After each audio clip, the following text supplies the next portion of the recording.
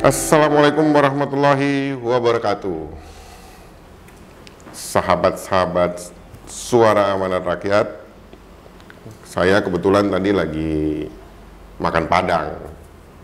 Ketemu dengan sahabat lama, Mas Petrus.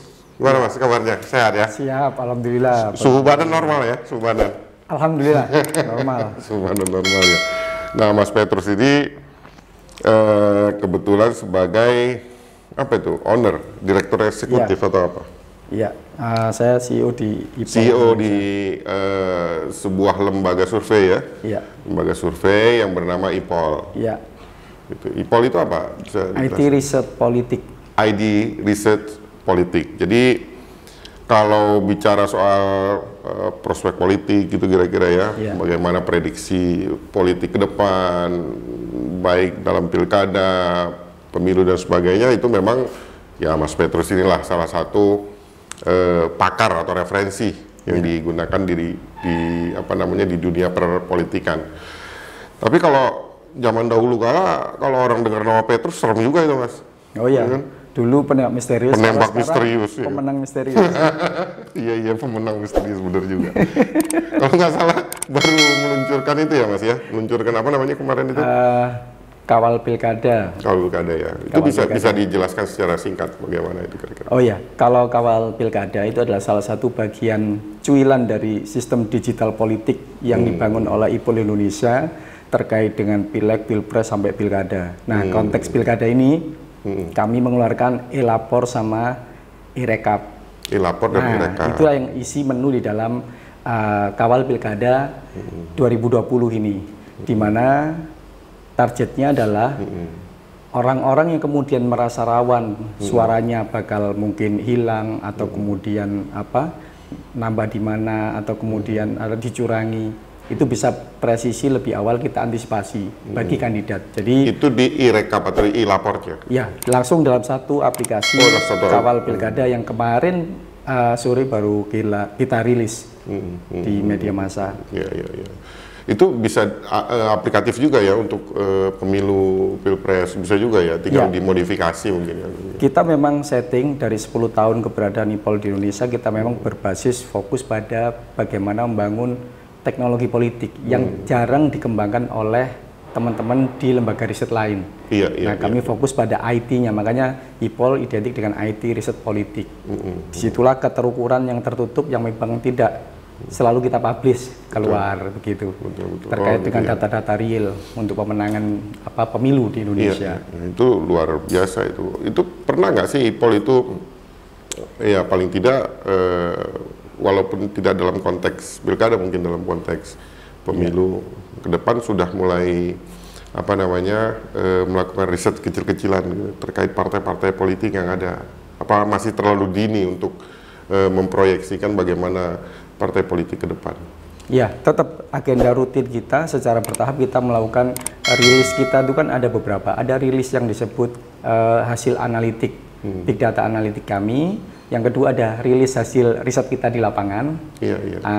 Termasuk juga rilis hasil kerja daripada tim galang suara di kecamatan di dalam konteks pemilu seperti sekarang, yang mereka melaporkan siapa yang potensial menang.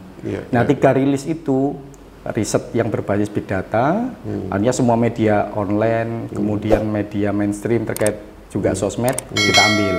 Ada riset lapangan karena kita perlu suara real masyarakat mengatakan apa. Terakhir tetap ada IT politik kami yang kemudian diimplementasikan sehingga kami lebih presisi potensial menang siapa. Nah, nanti ini akan kita rilis di hari Sabtu atau Minggu besok menjelang Minggu Tenang kan.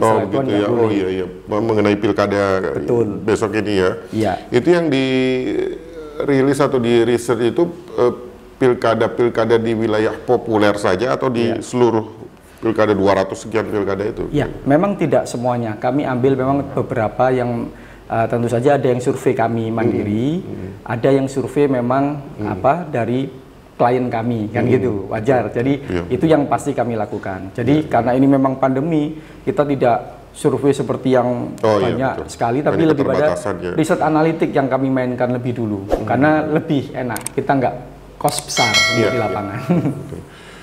Nah, kalau terkait dengan partai politik ini, kalau pandangan atau pendapat Mas Petrus sebagai pimpinan lembaga survei, prospek partai politik menengah ini ke depan bagaimana sih, dengan memang masih terlalu dini sebetulnya ya memproyeksikan, tapi paling tidak kan sudah ada sedikit tren atau sedikit data yang bisa menggambarkan prospek politik, khususnya partai-partai politik menengah itu, misalnya ada PAN di situ, mungkin ada P3, ada PKS atau beberapa partai lain. Bagaimana sih kira-kira prospek politik ke depannya? Kalau bicara prospek politik secara umum, hasil analitik kami ya, yang jelas memang masih, kalau boleh langsung to the point ya, menyebut misalnya memang partai nasionalis masih cenderung dominan. Ada di situ mungkin PDIP ya kan. Ada memang kekuatan partai yang berbasis religi di mana PKS cukup signifikan. Nah, disitulah berebutnya menurut saya PKS dengan PAN di situ, sekaligus juga PKB sebagai partai Islam yang kultural. Nah, menurut saya PAN yang sekarang sempat terlempar di 5 besar itu, ini bagaimana meraih di 4 besarnya, atau mungkin minimal kembali ke 5 besar, tapi ada tapinya, tapi kursinya nambah di DPR. Nah, tapi artinya persepsi masyarakat khususnya mengenai PAN itu masih dalam cerukan basis agamis gitu ya. Betul. Jadi PAN belum bisa ditarik lebih ke tengah sedikit, belum? Nah, gitu ya? Belum. Nah, ini karena itu kekuatannya PAN harus menggarap dari gini. Kekuatan PAN sebagai partai yang kemarin menengah ya seperti itu, dan kekuatan agama, kemudian modern tentu saja, yang kaum pemikir itu memang cenderung kesedotkan di sisi PKS-nya. Nah, artinya apa? Harus ditopang dengan memang branding yang kuat dari sisi PAN itu sendiri. Karena apa? Ini era modern. Siapa yang menguasai the real politik, the real basis, yang mana kita mengetahui peta karakteristik masyarakat. Disitulah PAN yang mulai harus menggarap dengan konten, dengan target, dengan pemilih yang segmennya tentu saja. PAN ini kan cukup banyak yang di usia yang 30, bahkan 40 ke atas. Nah, makanya di partai yang harus menjadi modern, yang ini akan cenderung akan digarap oleh irisannya kan cukup banyak. Dari sisi Nasdem itu cukup banyak, yang menggarap juga hal sama, yang modern. Nah, PAN harus leading di dalam konteks ini, menurut saya partai yang memang benar-benar cerdas. Itu identik ada di PAN. Nah, ketika disebut cerdas tadi, maka segmen anak mudanya pun juga ya yang pemikir. Tetapi memang PAN harus menjadi dengan mungkin peristiwa yang ada sekarang ini, garap real dari secara harus PAN fokus pada memetakan berbasis big data. Big data analitiknya PAN harus benar-benar proses 2019 kemarin terpetakan benar-benar suara asli. Disitulah nanti ketemu kita harus nambah di mana. Sehingga sudah kelihatan tentu saja di mana suara-suara yang kemarin lepas, DPR yang lepas kurang sedikit. Nah, saya pikir itu adalah basis PAN yang harus dikuatkan lagi untuk jadi kursi. Kalau kami fokus ke situ, fokus ke elektoral, tapi digarap dengan treatment modern gitu loh. Itu aja sih. Penting itu di zaman modern, IT dan teknologi ini tentu sangat penting bagi partai politik untuk segera mengadopsi itu, mungkin ya, saya kira gitu ya, Mas Petrus ya. Nah, menurut pandangan Mas Petrus ini sebagai katakanlah peneliti ya, pimpinan lembaga survei, dengan adanya munculnya, kita tahulah ada beberapa partai baru yang muncul dan akan mencoba berkompetisi di pemilu ke depan. Misalnya kan ada, misalnya kalau PKS ada, mungkin saya tidak ingin menyebut sempalan mungkin ya, tapi misalnya ada Gelora sekarang, kemudian PAN juga katanya partai umat gitu ya, Pak. Itu bagaimana sih prospek? Pertama, prospek partai baru ini kira-kira bagaimana menurut Mas Petrus? Terus kedua, seberapa besar sih potensi mengganggu katakanlah partai induknya ya, mungkin walaupun tidak persis seperti itu, tapi kira-kira begitulah. Itu bagaimana kira-kira? Bikin partai terus berprestasi atau yang lama juga makin menguat atau tambah turun, menurut saya ada salah satu kuncinya adalah PAN harus kuat kembali mengolah data captive suara yang kemarin diketahui, dan itu jadi elektoral PAN. Itu satu. Kedua, PAN mau nambahnya di mana? Dari suara yang hilang, nggak urusan ada partai tambahan baru, Gelora kah, Umat kah. Konteksnya adalah fokus pada basis yang sudah terkuatkan di PAN.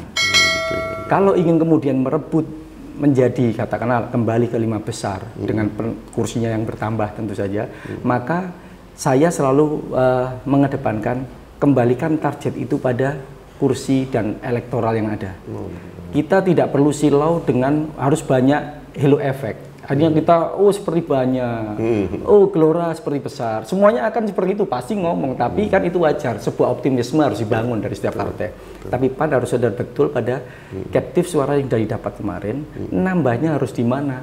Operasinya dijalankan dalam bentuk kerja-kerja cerdas ini, dalam bangun konten yang berkelas, teknik membangun jaringan anak-anak muda yang ada di struktur itu makin menguat. Ya kita ambil contoh lah, contoh Gelora kemarin, kenapa langsung membentuk tim di tiap TPS contohnya. Itu salah satu model segmen yang memang dia ingin mengamankan supaya dapat kursi nantinya. Nah PAN jangan sampai capek pada bingung pada ada partai baru. Ada mungkin dalam tanda kutip Umat, ada Gelora. Nggak perlu terlalu didirikan ke sana, bahwa ini sebagai pengaruh pasti ada. Fokuslah pada target di mana PAN dengan kepemimpinan yang sudah ada dan target politik ke depan itu fokusnya ke sana. Nah, analisisnya kemudian baru ditambahkan, Bang. Di mana yang PAN kemarin irisannya hampir ya tadi sempat kursinya hilang atau kemudian yang semula basis direbut kembali bisa dari sekarang. Makanya captive suara dan itu dibentuklah dari sekarang rekomendasi saya kader militan dari anak muda. Tidak harus kemudian itu menjadi ansih menjadi kader PAN yang mungkin SK atau kata KTA harus formal gitu ya. Suka pada karakteristik kampanye PAN. Nah, inilah yang menjadi nanti suara tambahan dari kekuatan PAN itu sendiri dengan gaya kampanye yang baru ini. Tapi ini jangan sekedar dilempar di umum. Targeted tadi, Bang. Nah, lemahnya di kawan-kawan semua konten itu adalah dia tidak punya target. Hanya serang pokoknya banyak. Nah, kita nggak butuh banyak. Di situ kemarin ada berapa rawat di situ dengan konten-konten smart.